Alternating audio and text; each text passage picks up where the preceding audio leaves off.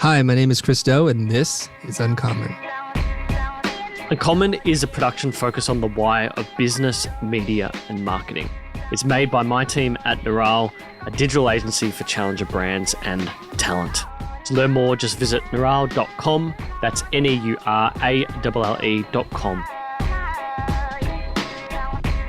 My guest this week, Chris Doe, founder and CEO of The Futur, CEO of Blind Ink, advisor to Saleshood, and keynote speaker. Chris, thanks for coming on.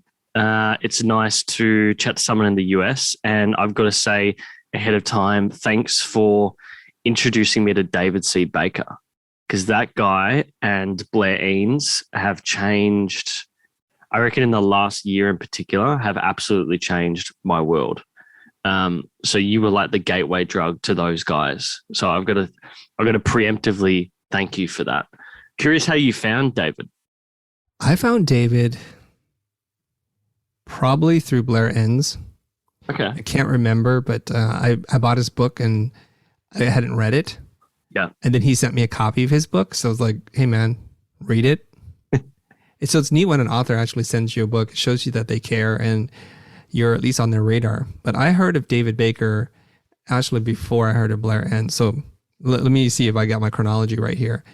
I was having lunch with one of my friends from Art Center. His name is Fabian Gerhalter. And he tells me about this guy who he met with who charges, at that time, $10,000 a day to meet with him. And you have to pay for his airfare and his hotel.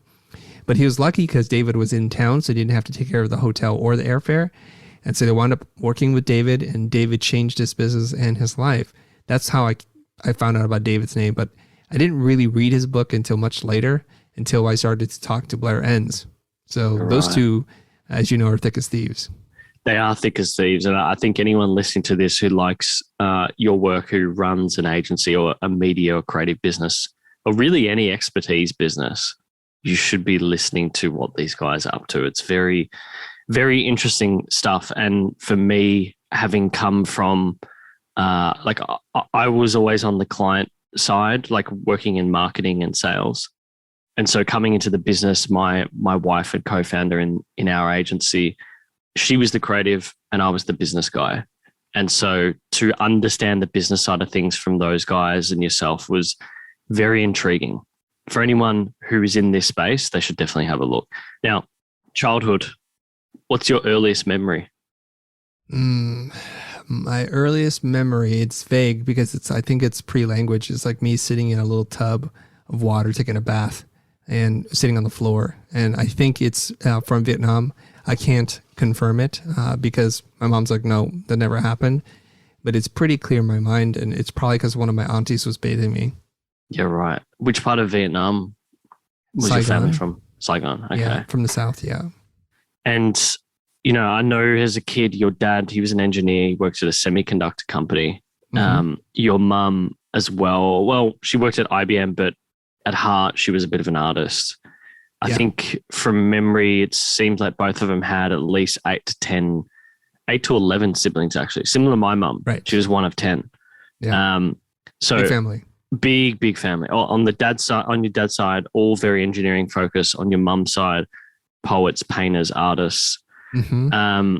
Obviously, as someone who's stuck in between those type of individuals, and I had a similar upbringing, and my dad's family was very regimented, very structured, business owners, printers, engineers, all that sort of stuff. And then mum's family was quite open and creative. I'm curious from your perspective, what did you think as a kid you were going to be when you grew up? Yeah, it wasn't easy for me to reconcile these two parts of who I was, the creative and the practical engineering side, the logic side, because the thing is, I had a lot of fun. I felt most like myself making things, finding things on the street and just cobbling them together to make play sets for my Star Wars action figures. Just taking a little knife and a little bit of glue and a little imagination and making stuff. And some of my earliest, happiest memories are around creating. Like when I was 7 years old, I think I got a pack of markers and a pad of paper, and I pushed all the other gifts aside. I'm like, this is what I'm going to be spending my time doing. Uh-huh. But growing up, especially as immigrants to the United States, there weren't a lot of introductions or immersion into culture, into art and music and theater. So it's really to go to school and play with your neighborhood friends, and then what? So I didn't really think of design and art and illustration as a profession. So I was on that same path of like, let's study the sciences and figure out a respectable career to have and work 9 to 5 at a job. And it wasn't until I met a real life graphic designer when I was 17 years old working at a silk screening shop that I even knew a graphic designer was a thing. Because before then, my image of artists were people who drew caricatures and airbrushed on t-shirts. But when I met this gentleman, his name is Dean Walker, seeing him and his computers and his drawing instruments and markers, that to me was like everything I ever wanted in my life. I just didn't know it existed. And so Dean essentially gave me permission to become a designer. So as a kid, you were talking before about when you had the options between gifts or activities, you would prefer to sit down and work with markers, let's say. What was it about it that you enjoyed? Like, what was mentally going through your head as a kid? Was it like a flow state? Was it just pure enjoyment? Why did you prefer that over the other?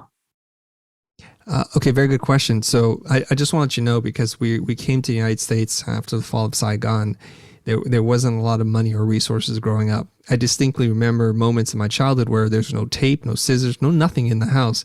You're trying to find something to make anything, to make a drawing.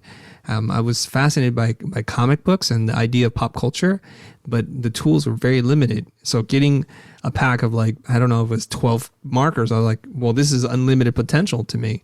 And you can create something. You can express something that's in your mind on a piece of paper. Because every opportunity I got, whether it was in class or with one of my uncles who liked to draw, I just sat there and drew with them. And I just to make something from nothing felt so rewarding. Interesting. So it sounds like it was an innate part of your like personality. And when you had that opportunity to express yourself, it was sort of like almost like a pouring out, if that makes sense. Yeah, absolutely. I think it's one of those things where maybe perhaps prior to discovering lemonade or something, you'd never had lemonade and somebody gives you like the most perfect glass of lemonade and you drink it and you say, where have you been all my life? What is this thing you call, what am I holding? What is this amazing liquid? Oh, it's lemonade. Right. It's so funny. It reminds me of videos you see on like social media when like kids sub 1 years of age and they're like introduced to their first like Coke or like chocolate cake is a common one that I see, and because they can't speak. So all you see is their emotive physical reaction, and you give them that cake and they're just like they light up completely. It's quite fascinating. It's very funny. Growing up, was there a lesson or principle that you still hold today that you pulled from your childhood that maybe your parents did or said, or something you experienced indirectly? Like the example I would give for myself is growing up in my father's a Greek immigrant, and all I knew from an early age was business, like being sat on a shelf in his printing factory, the smell of fresh paper, him never being around because he was always working and slugging away at this sort of stuff. And so indirectly I learned about hard work. So I was curious, what was the thing for you as a kid? Yeah, I think all of us, no matter how much we want to admit it or not, are shaped by the experiences and lessons taught from us, whether we're paying attention or not, from both our parents. And I got to see quite a little bit, of course, in my adolescent mind. It doesn't all quite make sense, but it makes an impression on you. My mom is a really super creative person. She paints in oils, pastels. You give her something, she's going to make something, and she would make her own clothes. She would make our clothes, and she could cut hair. There's a lot of things that she could do. And I think that if she were born in this country from parents that were creative and open-minded, she would have been a totally different person today. And later on in her career, working at IBM using CAD tools, she had severe carpal tunnel in both of her wrists. So she had to have surgery. So I could just see my mom having 2 scars along her wrists, right, or along these parts of her hand, and wearing a brace and having pain doing the thing that she loves, which is painting. And so you see that life is short and things happen. And do you want to live your entire life not scratching that itch and not going for it? Just that one shot that you never took, and now that opportunity passes you by. And she's a busybody, so she keeps herself busy with stuff. But I was thinking, if my mom was raised here and given those opportunities, she might have gone to a school of performing arts. She might have been an incredible artist in her own right, doing ceramics and just kind of being this Renaissance woman. And so I got that from my mom.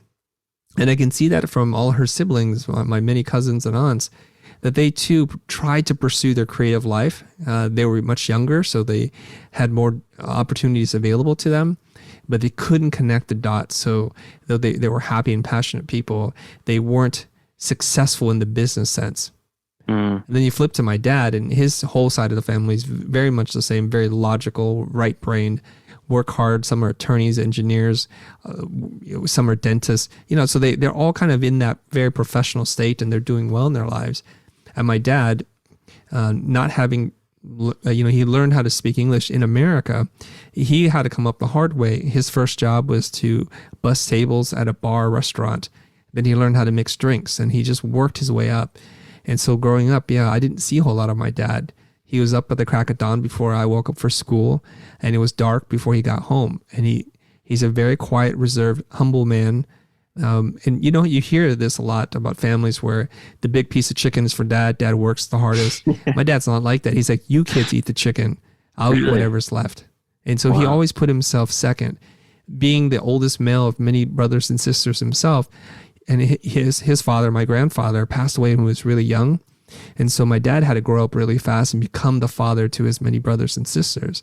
And so he's a guy who really instilled in me delayed gratification, sacrifice, hard work, and giving to others. And that's what he did. He always put himself second. To this day, he refuses things that he would consider luxury or unnecessary. And I'm like, Dad, we only have this life left. Yeah. So we see on him, the lesson is you can work hard, you can do all the right kinds of things, but you have to learn to love life too.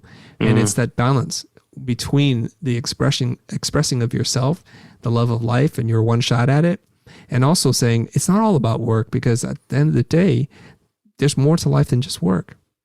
Yeah, you need to smell the roses a bit. I think I've learned that from my my wife's family quite a lot, because my dad's like that. He's set in life now. He does not need to worry about money. He's that classic case of like immigrant family background, works. It's that immigrant mentality. They work too hard and then they don't know how to spend their money once they've got it. And I'm just like, well, that like us and our eventual kids and my siblings, we will all inherit this. So you may as well just spend it and enjoy your life. Curious, what do you wish that you could say more often to your parents that you don't? I don't know. That's a good question.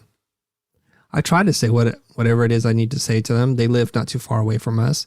It's a 20-minute drive. We see them every other weekend or something like that. They come over often. And my mom and dad are constantly doing stuff for us because they want to try to take care of us, even though I'm almost 50 years old. My mom's cooking different dishes and bringing them over. I still have to tell her, Mom, no human being can eat this much food. So now we're going to be eating this every single day for breakfast, lunch, and dinner. So just a little bit goes a long way. And, that's the only way she knows how to provide for her children and her grandchildren. So she does what she does. My thing is, I just wish for both of them that they will learn to relax and to enjoy the life. At some point, just relax. I would agree with that. I've got a very similar thing. All right. So your early studies, high school, Santa Teresa High School in San Jose, I think it was. Mm-hmm. Am I correct? Yeah. Mm-hmm. Graphic design at City College. You then eventually went on to do a bachelor's, it seems. You had quite the prolific career early on. Colin Webber, RGA, Epitaph Records. You then worked for, it seems like at least 7 years as an adjunct instructor, and then moving to the Board of Governors. So quite an extensive time teaching, and you've always had a teaching function of your life, or a teaching component. That's peppered throughout your career and other roles as well. Too many public speaking gigs to count now. Too many board organizations. One of the interesting ones I found was you're working on the Emmys title design peer group, which was quite interesting. All of that, running your own design consultancy as well. Clearly, you're not a fly-by-night operator in the industry, which can happen for a lot of people. You are here as a career design professional. What do you think has been for you personally the highs and lows of the last 20 years? Probably the highest professional achievement for me is winning the Emmy for art direction for the music video that I directed. And it's because it's like that's not my normal world. And you see a lot of beautiful, fancy people, and you win an award that actually people have heard of versus something that only people in the industry have heard of. Yeah. And so it's an easy reference point for people. I think to this date, we probably won more than 30 or 40 awards. I've lost track, but the one that people seem to connect with and resonate with, oh, you've won an Emmy? Okay. Yeah. So that's a pretty high professional achievement. Also being written up in a local entertainment and culture magazine called LA Weekly. That was pretty cool. It was titled From Saigon to Santa Monica, and being featured in the Thanksgiving issue was pretty cool because there was a lot for me to be thankful for. But all that stuff is really just about me learning to learn how to tell stories and to make things at the highest level, making commercials and music videos for brands and bands that I've always dreamt of working with. I think that's pretty cool. And it's just one of those things where sometimes you step back and you say, is this my life? Like, what did I do right in a previous life that I have these opportunities? Because I thought I was going to make $25,000 a year working on brochures and catalogs. That was the destiny that I had charted for myself. And life takes interesting twists and turns. And if you go with the right moment, you go down the right path and you catch that wave, things can be great. What about the lows? What was the lowest moment career-wise? And this has happened to me a couple of times when our business slows down and we hit we have to pump the brakes, and I have to let people go, people I care about, people I like, and people I want to have around me. And it's really, really difficult. So every time we've had this, and I think we've had probably 3 rounds of layoffs in our company throughout the years, 25 years, there are moments where I have to course correct, where I have to sit down with 3 or 4 people and say, look, man, company's going a different direction. I'm super sorry, but I got to let you go. And it's a tough conversation. It hits people on a very personal level, some of which still are upset at me. And I'm like, I'm sorry. I don't know what else to do. Right. In order for us to survive, we have to make some hard decisions, and we have to let a few people go. And so those are always the lowest points. Yeah, I've had that recently. I mean, obviously, I was mentioning to you off air, we've been in, it's a very weird time here in Australia because we're now in Victoria, the state of Victoria. Melbourne is the capital city, so second biggest city in Australia. We're in our 6th lockdown. We've had 210 days of lockdown out of 365. So it's been a long, long time. Now, the business has pivoted and we've done really, really well, and we've grown through all of that. But this last lockdown in particular, I noticed there was a complete shift, and it got to the point where, unfortunately, we had a good staff member who was poached by a competitor simply because there was just not enough work. And, we couldn't compete with that. And I would agree. I think it was terrible because she's crying while she's telling us, and she knows that the opportunity for us as a business is what she wants, but there's also a financial reality, which sucks. Yeah. But yeah, it really sucks here at the moment because, we've got massive shipping issues, clients paying freight up 300%. So yeah, I know what all of that is like. And in hindsight, it's easy to comment on, but in the moment when you're in it, it's like the worst thing in the world. Like you think your life is ending. It takes something away from you. Yeah. I think if there's such a thing as events that take years from your life or days or months, these things do take something away from you for sure. They do for sure. Now, if you look at this time and you would condense them into a group of golden principles for running your own consultancy. So this is specific to running a consultancy versus an education business like the Futur. Mm-hmm. What are those golden principles to you since starting that firm in 95? Some of the principles of running a service design business? Yeah.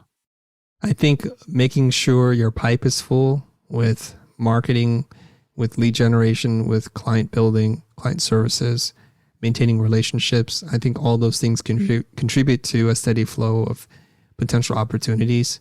And that's not something we've always been great at. In my life, I've taken for granted that work will come because getting work has been, for the most part of my career, not that difficult to come by. And so I take those relationships for granted. And I'm reminded of that because every once in a while I work with someone and their customer service game is on point. And it makes me reflect to think, man, I've had way more business from other clients and I've taken poor care of them. Thinking that for some point in time in my life that taking care of people meant doing excellent work, doing what you say and saying what you do. But there's more to this, because when people have a choice, and they do, they're going to choose people who genuinely appreciate them. And being an antisocial introvert, a very shy person, I just don't like being around people, at least in the past. And it's why I've always shied away from going to the client dinners, and I've sent my team.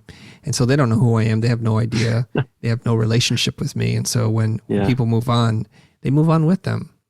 And I'll share it in a very simple story. So I'm in the office, and we're not in the office much these days because of the pandemic, and there's no reason to be there. We just do things remotely. And I check my voicemail, and there's a lot of voicemails there. And one of them is my realtor, the guy who facilitated me buying the house that I'm in. Now, I haven't spoken to him face to face in a number of years, but he leaves a message. I know it's a sales call. He leaves me this message, and he says, "Hey, Chris, checking in on you and Jessie." That's my wife's name.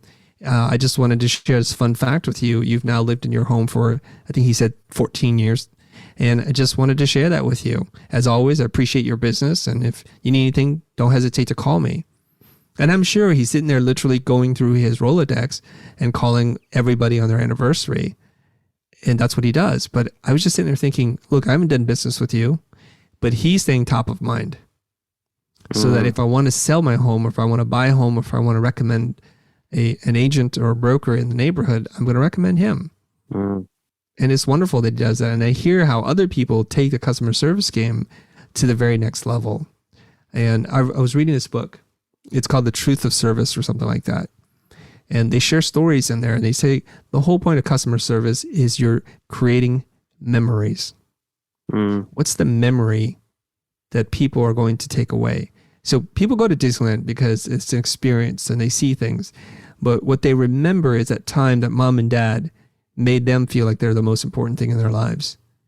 And that connection with the smells coming down Main Street, the vanilla waffle smell, and the music, and the cleanest, happiest place on earth.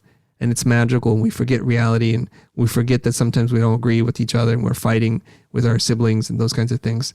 So we create those memories, and they stick. They stick to you in ways that other things do not. Okay. So number one, and I think this is something that you've spoken about repeatedly on the Future. And like I was saying before, Blaine's, he's another one who speaks about it a lot, is ensuring that deal flow is continually there. And part of that would be that customer service element. What's number two? Of deal flow, or just of your golden principles. Golden rules. Yeah. Number two, and it might even exceed number one, which is to always be looking out on the horizon to spot cultural trends, shifts in technology, changing consumer behavior and needs, so that you're out ahead of it. And I tell my team this: I need the most amount of free time, because while we're all doing the work and making money and making sure we're profitable, someone has to be up in that perch on the crow's nest of the ship to make sure we're not running into pirates, we're not running into an iceberg, or just lost at sea. And sometimes that can happen. You can be drunk on the illusion of success and the momentary spike and high of like what's happening when business is flowing, but the tides change quickly, and you can go from a sunshiny, clear skies kind of day into inclement weather and be caught off guard. So I tell them, like, I need time, and I do spend that time. I read magazines, I talk to people, I interview people, and I'm constantly on the lookout for like what might sideswipe us in the future so that we can avoid that. And we've seen that happen many times, because when you run a company for 25 years, about every 5 years, you're going to face some sort of disruption.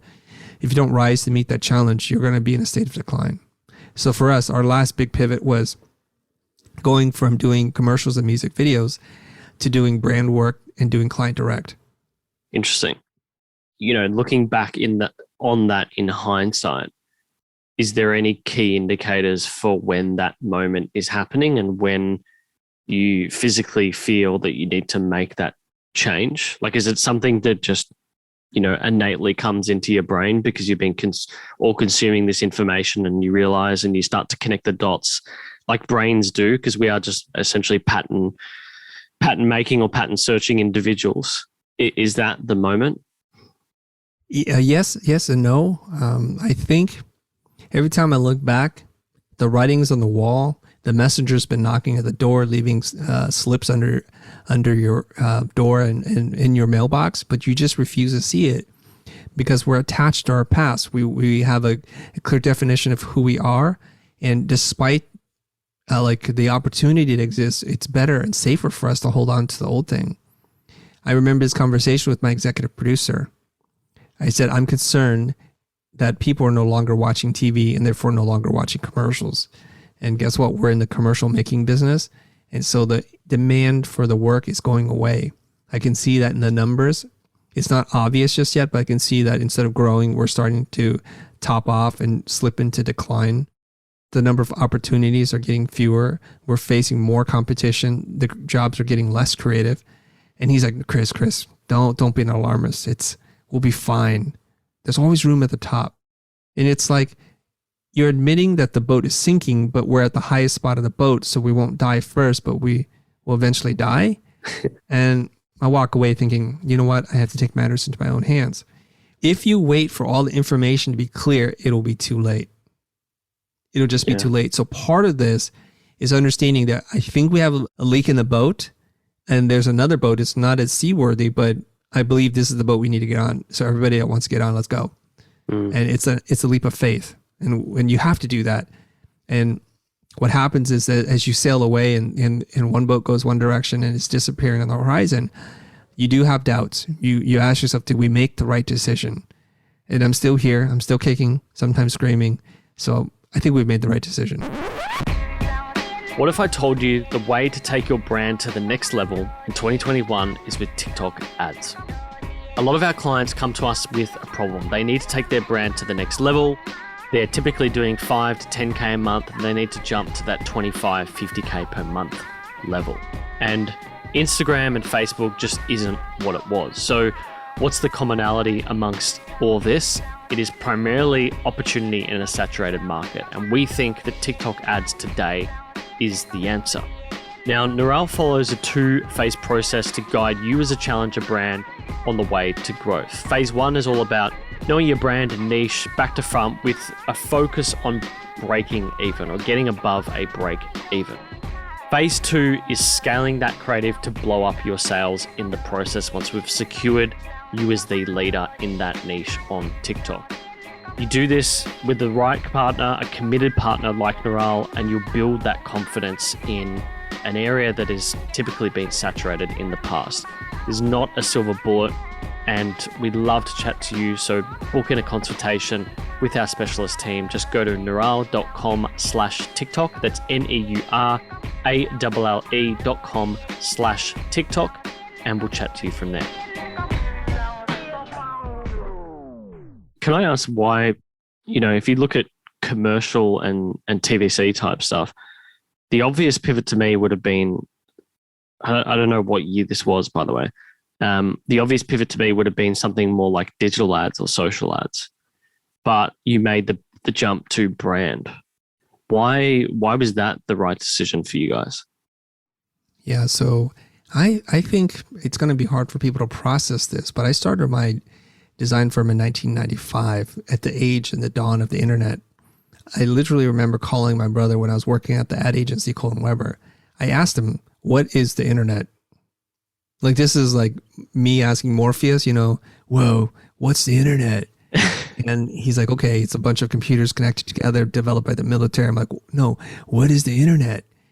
And so it's hard for people to understand that. I bring that up because what is social media? What is Instagram? What is Facebook? Like, why are people doing these things? This seems odd. And like many people, as a quote unquote old timer, I just register a name, register an account, and I'm like, let's see where this goes. So you're never quite sure if this is a passing trend. I remember there was a time when Google was not the dominant search engine. It was a whole bunch of other things. And then Google destroyed everyone, right? And so you're living in a time that's very tumultuous, changing technology. So as quickly as one thing rises, another thing falls. From Friendster to MySpace and then to Facebook, each was just a better version of the previous one, and it replaced it. And so when we see things like commercials, and we, just to put things in perspective, a commercial that we would work on a low end, the budget would be $150,000. On the higher end, it'd probably be $600,000-$700,000. And so when you're looking at the kind of budgets for social content, social ads, you're talking about what, $4,000 or $5,000? Yeah. We don't even know what, like, you can't even buy a storyboard from us for that. So that's the problem. And it's, the dinosaur can't move as nimbly as the mammals, and we're too big, we're too slow, and we don't know how to do things for less money. I literally had to sit down with my team and say, hey, you remember when you were a student and you knew how to stretch $500 and you made something look like $60,000? We need to put that hat on and think like that. And it's hard for them because they're used to having producers that cost $800 a day. Just like, okay, what are we doing? And then you've already burnt $30,000. Yeah. It's hard for them to shift. Okay. That's really interesting. So it would not only, it's not so much the go-to-market, but it was the product market fit, or the product fit that needed to be transposed from the old model into this new model. So yeah, that makes a lot of sense. If we look back at those two numbers, so always looking forward and your marketing flow, is there anything else you think that we've missed in terms of golden principles? Yeah, I think the last one, and I think these principles, one is not more important than the other, and I think they're all related. It's a triangle without the other side. It's just a line. Yeah. Right? So the third one is about culture. Okay. Your design culture, how you want to behave as a company, your core values, your principles, your beliefs. And the reason why I tell you this story or this information is because not having a clearly defined culture allowed us to hire and keep people who are super supremely talented, but were extremely toxic and volatile. And looking back, I should have had more courage and been braver to say, this is going to hurt us creatively. Everything is going to hurt us so bad, but I got to let you go because you're just killing everybody. You really are. And I'll give you a couple examples, okay? I had a woman who worked for me, super bright, hardworking, dedicated, focused, creative person. Probably did some of the best work at at our company. And she was like drama queen. Instead of booking people for her team, she would steal people from another team who are actively working on another project, saying, I don't want to hire anybody. I want those people.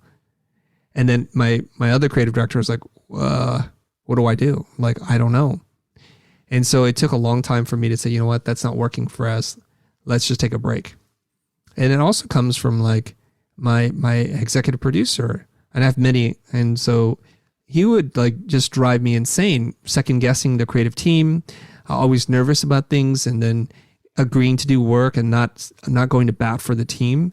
So he created a division between sales and production. And it's one company. It's not like we have 1 million people working for us. We have 15.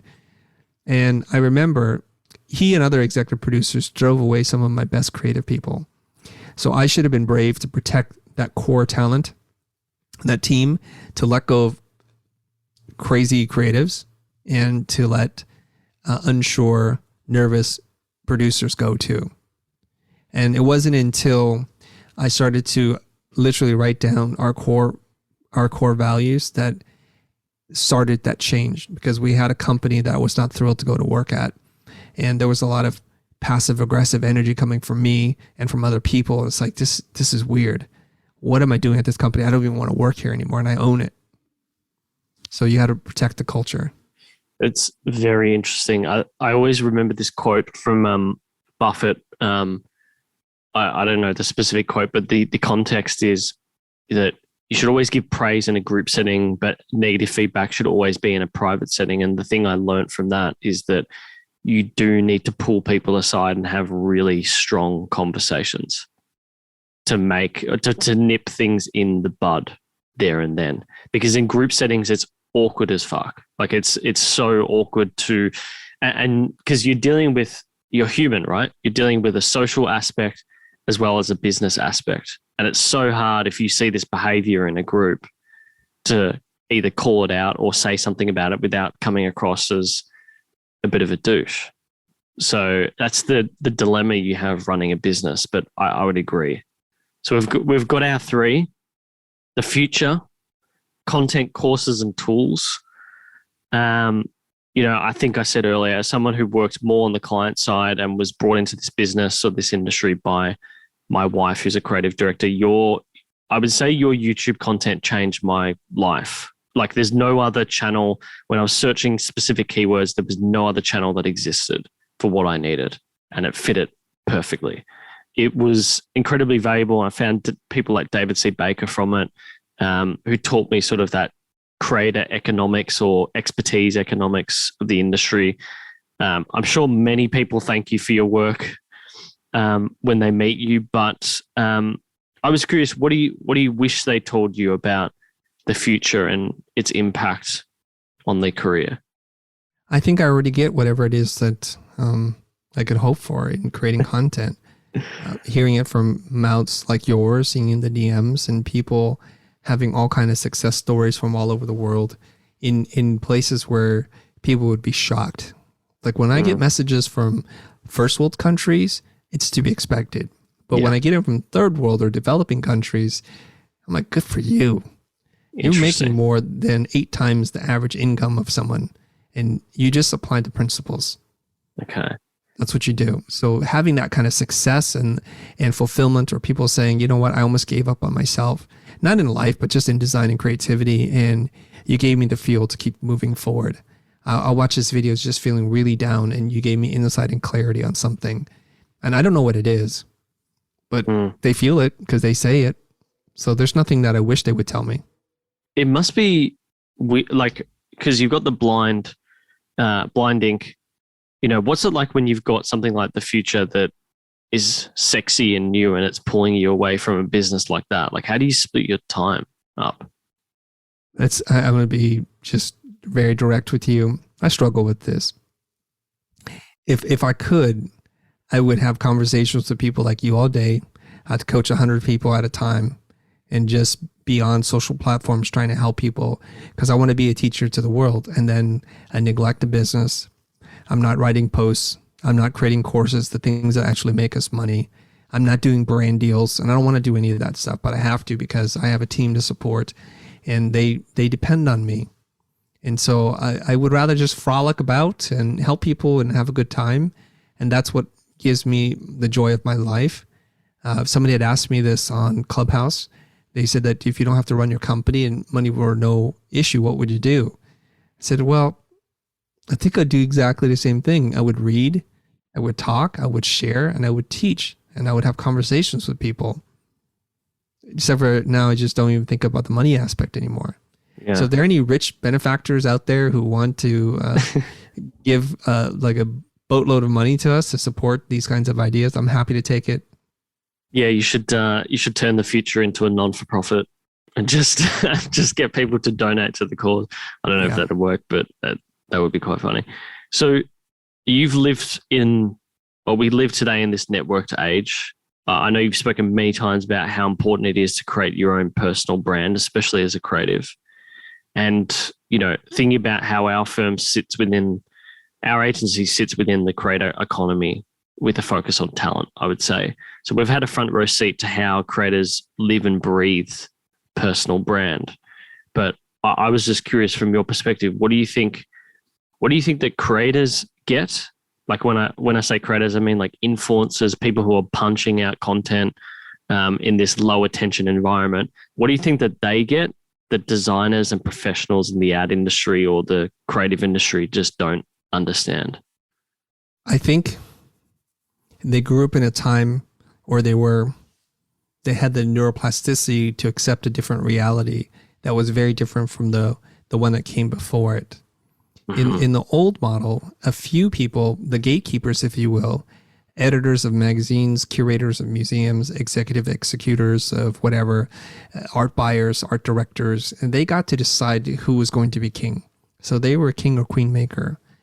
And it was a very narrow door in which you had to squeeze through, and there were a lot of people in front of you trying to get through those doors. And when you got through, you felt like I'm the chosen anointed one and I'm meant to do this thing. I've made And it. you ride that for as long as you can. And when you fall out of favor, your career is kind of done. And we've seen this happen time and time again. And if you think of an example that everyone can relate to, you think of the music industry the way it was, which was somebody in talent. They would recruit new and upcoming bands. They would go to bars and listen to things, little hole in the wall venues, and find the next big act. They would sign them. They would groom them. I'd sign them a producer, give them a big marketing push. And when you're signed to a big label, you felt like you made it. You would get radio play, your records would sell out, and your concert or your tour would sell out, and it was great. That's the old way. The new way is you drop a track on SoundCloud, you do your own promotion, you blow up, then the record labels come to you and you negotiate the deal that you want that works for you, or you just self-publish. You take control of your life and your career and you negotiate hard for yourself. You still need some of those instruments and distribution channels, but you don't need them like the way we used to. So the creators in this creator economy, they've already recognized that they don't need a middle person, middleware. They have a direct connection and access to the people who want to support them. So they create content in the form of podcasts, YouTube videos, and Instagram. They write posts, Medium, whatever it is. And they build, I think what Kevin Kelly calls your 1,000 true fans, right? And they support them. And I love that because now the tastemaker are gone. You have much more diverse and niched content for all kinds of people because we don't have to be mainstream. There was this great ad that I saw in the 90s by Doc Martens, the shoe boot company, kind of their anti-culture thing. And there was this line they wrote, the mainstream is polluted. Okay. And you don't have to go mainstream. Yeah, I like that. And I agree. I think one of the things that creators have over creatives is that because, like you said, they've come from an era where they aren't reliant on that gatekeeper. They've also come from an era where they've invested their time in not relying on the gatekeeper. So a lot of it's not a form of cognitive dissonance, but if you're a graphic designer who's scared about going out and relying on sort of a base of true fans, let's call it, or followers, so to speak, to draw your business and not referrals and relationships and customers that come to you and tell you what to do rather than asking you what they should do, it can definitely be very scary. And particularly when there's money on the line that you need to pay the bills, it's a hard transition. It's a very hard transition. You've spoken about attention, what we were mentioning before, constant waves of this. You were around in the .com bubble, the GFC. It's hard to get people to pay attention to ads anymore. You've spoken about this a few times. And now with COVID pushing everything online, I do wonder whether people are becoming fatigued with the digital space. How do you maintain an audience's attention with something like the Futur? Has it gotten harder? I don't think so. It's gotten easier. Okay. We have experienced massive growth on our YouTube channel this year. It took us over 6 years, almost 7 years to get to 1 million subscribers. And it happened this year. And right? So we hit 1 million earlier this year. I think we're on track to hitting 2 million by the end of this year. Damn. So what took us 6-7 years to get to will take us in a year we can get there. So things are accelerating. And I think it's because people are hungry for content. You don't have anything to do, especially if you're on full, like real lockdown. What are you going to do with your time? Yeah. And when you are tired of binge watching some series on Netflix and you want to learn something, you're going to go to YouTube, you're going to go read an article, read a book, and you're going to find something. You're going to rediscover your passion for learning, and you're going to spark that imagination and curiosity once again. And so a whole new wave of audience are coming in. Prior to this pandemic lockdown, our highest performing video had eked out 3 million views. A short that we released on YouTube just surpassed 30 million views, and it's been up since late February. Yeah, right. So it's 10x our previous best viewed video. Okay, so that's just one metric. I get that. Here's another metric for you. I'm a public speaker, and I've been doing public speaking now for about 4 years, kind of on and off, but more seriously in the last couple of years. And it's a requirement for me, them obviously to pay for my travel, hotel, those kinds of things. But I also want to get paid to do public speaking. And there's always a lot of pushback. Like, we can't afford it. So I say, you know what? Can you pay me $10,000 to do this? And they're like, well, we can't. We'll give you 5. We'll give you 7. Why don't we do this? You do a workshop. We'll pay you for that. There's always some workaround. I don't love it, but I do it. Interesting. So we go in lockdown. There's no more public speaking in events and conferences, but people still want to hold events. So they're doing them virtually. And so when they get on the phone or email me, I say to them, do you have $10,000? Surprisingly, they say yes. And then the rate just gets higher and higher for less and less work. And I'm like, well, what's going on here? I'm literally doing this talk like this, same camera, same backdrop, same ugly face. I'm doing the exact same thing, but now they're willing to pay because they don't have a choice. So I think this whole lockdown, the coronavirus, has impacted our perception about what work means, where we can work, commuting, neighborhoods, like the return to the neighborhood, local businesses and supporting them instead of the chains. We're also abandoning these malls and these retail experiences that have existed because they can, and people believe they should, but not because they must. And so things are changing. So one of those ideas is that, what is an event without the people who are going to speak at the event? So I think before they told themselves this story, oh, it's because people want to come to a venue. People want to meet each other. They want to have fancy drinks, a pre-party, a post-party. And so those things cost a lot of money. And if they can run an event and be profitable and pay speakers what they're worth, maybe they're going to learn. I hope, fingers crossed, that when things open up, they're not going to go back to, well, we have $4,000 because I'm not taking those gigs. Yeah, that makes a lot of sense. I would agree. I think if you're going to these events, I don't really care about the food and the networking and all that stuff, because personally, if I want food, I want to eat the food that I want to eat. But like, I don't really care if they've got this stuff going on there. I'm there for the person. So yeah, I think you've identified something that I don't know if it will change. Like, I don't know if it will come back. I really don't. At least here in Australia, it doesn't feel that way because people are pretty comfortable doing, like, as an example, sales meetings, like flying to it's very easy to fly. Melbourne to Sydney is the busiest plane route in the world. So like, you can go up there like people go on a bus. There's a plane going every 10 minutes from Melbourne to Sydney because it's just cheaper to fly. And I wonder, like, why would I ever fly up for a sales meeting anymore?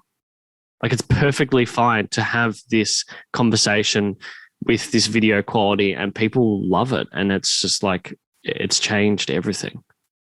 Yeah, I agree. And it also created a demand for products and services that relate to higher fidelity audio and video recording, right? Yeah. Because people are like, they hear you on your mic with your SM7B or my Blue Baby bottle, and they're like, whoa, what is that? Why do you sound like that? Yeah. Oh, and then there's a shortage of microphones and lights and cameras and video switchers, right? Yeah, it's so funny because we build media rooms or podcast rooms for clients. And I just distinctly remember April, May last year where all of a sudden the SM7B was completely sold out. We couldn't even get video decks. We were trying to upgrade our video deck and we couldn't buy one. It was crazy. Absolutely crazy. All right, I'm wary of time. I want to jump into some rapid fire questions to finish things off. What does your morning and evening routine look like at the moment? I'm a fairly predictable person. I get up usually whenever the light hits our window because I'm a very light sleeper. Okay. So I'm usually up by 7 a.m. I'm usually doing about 30, 40 minutes of socials.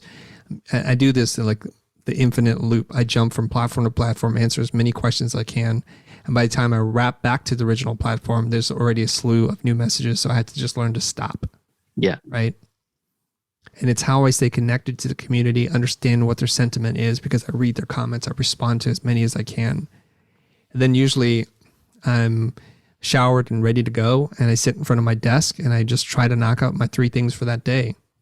And sometimes I can do one of those things. Sometimes I do 0 of those things. Or sometimes when I'm being a really good person, I knock out all 3 things. Okay. Yeah. How much of your time is spent being locked into meetings? Like, are you very strict about people having meetings with you? Yeah, I try to have as few meetings as possible. We're a very decentralized company the way we run. And Okay. so the team meets on different days and times, but I'm in none of those meetings. So very little of my time is in a meeting. If I need to know something, I will literally just ping someone on Messenger and then just we'll talk. We'll get what we need done, say our hellos and goodbyes, and then we're out. Okay. And then the rest of the team is just moving via probably Slack or some other channel where they're all talking to each other and using Notion to stay organized. Okay. We have people who work in different time zones in different parts of the world.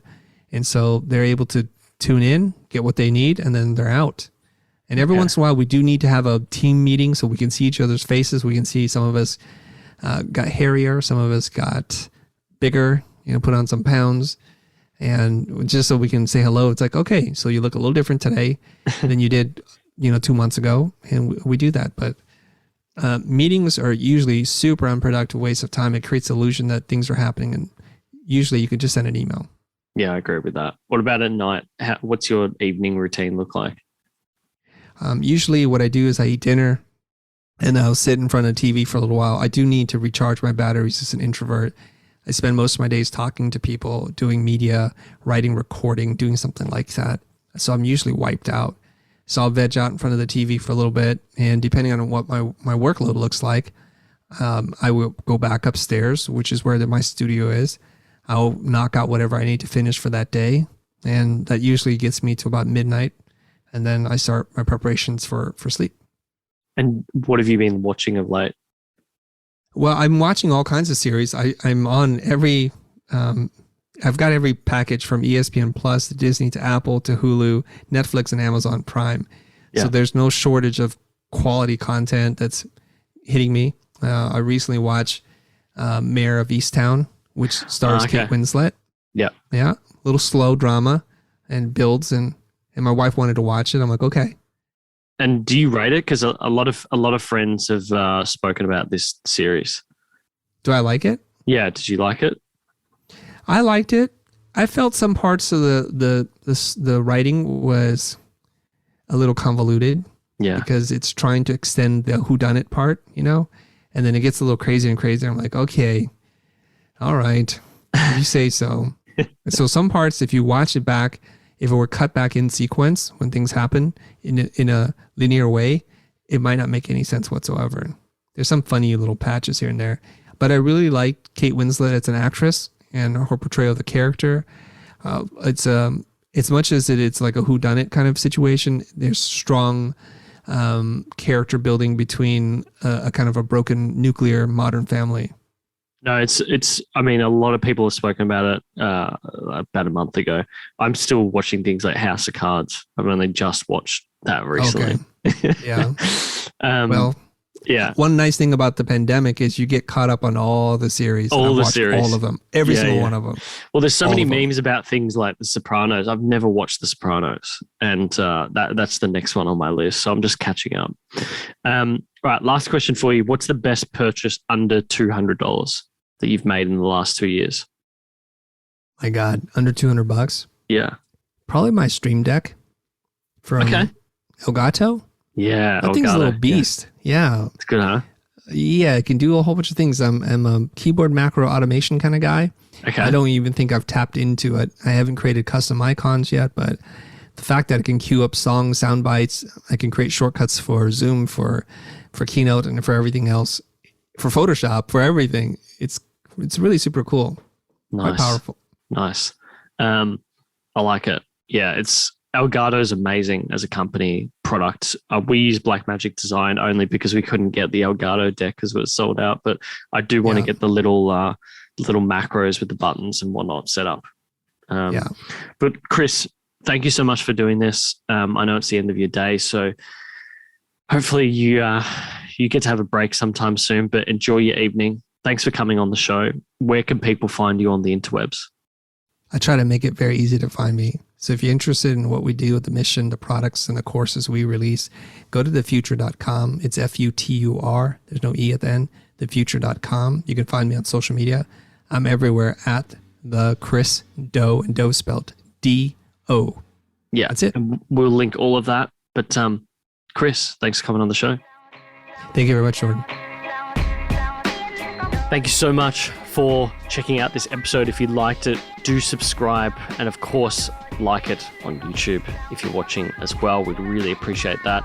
For audio, if you've not already listening on your podcast app, you can search for it on any good app, including Spotify, Pocket Casts, Apple Podcasts, Google Podcasts, etc.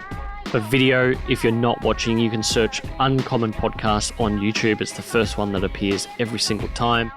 But behind the scenes, do follow us on Instagram and TikTok. It's @uncommon_show. But until next time, thanks for tuning in.